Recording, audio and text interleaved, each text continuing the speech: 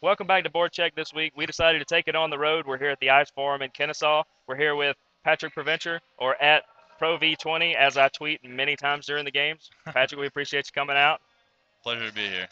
Let's get right into the NHL Lockout news. Right now, the last I heard is there are some meetings that should be happening today and maybe throughout next week, but they did cancel the Winter Classic. So if you're a Wings fan or a Leafs fan, you're not going to get to see outside this time. Yeah, it's unfortunate for the fans. There's a lot of Wings and Leafs fan. Just had to happen to the Leafs. Nothing seems to go their way. No, it just they seem to have the worst luck sometimes, Yeah, and it'll turn around. You guys are doing the right things. They have a good fan base, so yeah.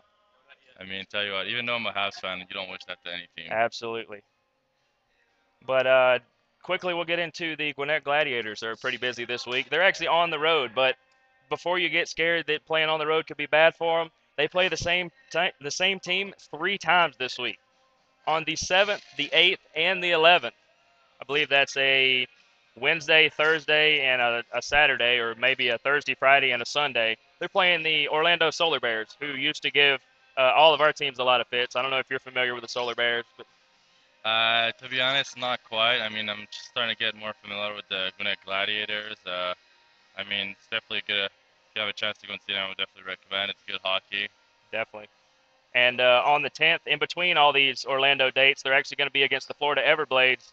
The early games that week are 7 o'clock games, and I believe the Saturday or Sunday game, I believe it's a Sunday against the Solar Bears, is a 3 o'clock game. If you're out of town or you're near Florida, go check these out because, like you said, it's great to watch any kind of live hockey, and the Gladiators always perform right. Exactly. It's some of the best hockey you can find in any teams in the South. You can probably count the finger of the hand of teams that are. Actually, with the NHL out, they might just be up there as the best team. So definitely come and support your Georgia hockey talent.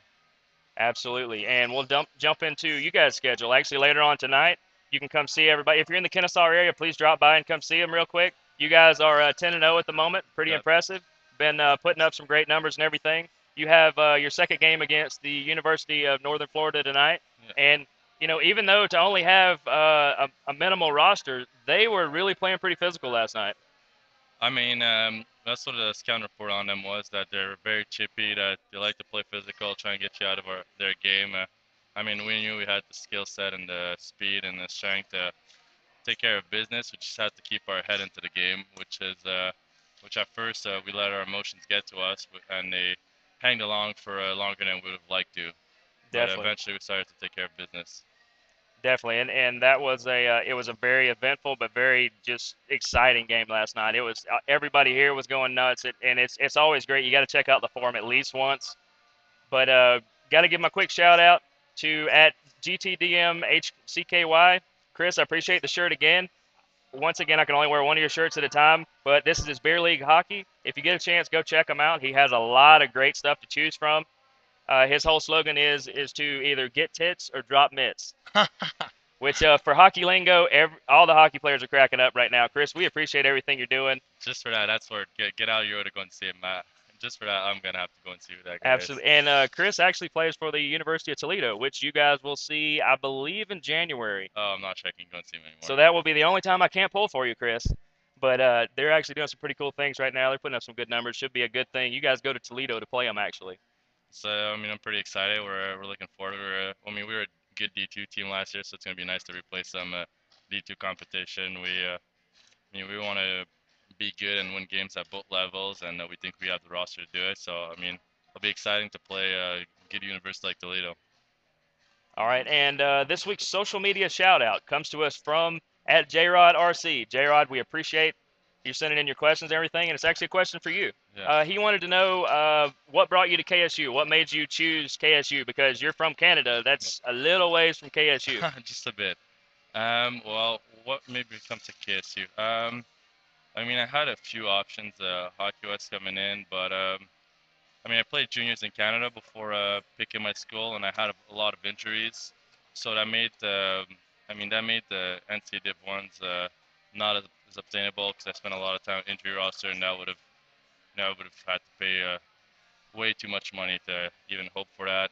It was out of my budget, and I just thought came to visit down here, not only was Kennesaw my best economic option, but when I came down to visit here, I mean, I was just, I mean, I was charmed by the place. I got to meet with the coaching staff and the people in charge, and I mean, it was just a great experience. I remember I felt like I was treated right. I mean, I remember I came off the plane, they picked me up, then they brought me to have lunch with the president of Trashers at the time, Don Odell. Unfortunately, I had to get sold 3 weeks later, but on the spot, I thought that was pretty cool. I mean, and just in general, I just felt like I would be comfortable here.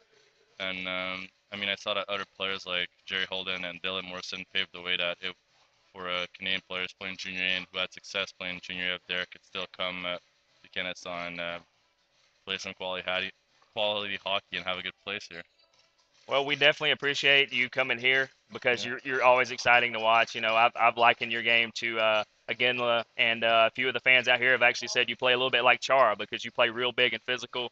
Is there any particular player that you try to model yourself after, or is it just you try to play your game? I mean, I find I always try to compare myself, but I always have the same problem when I try because I think at a 6'7", I'm very unorthodox of a player.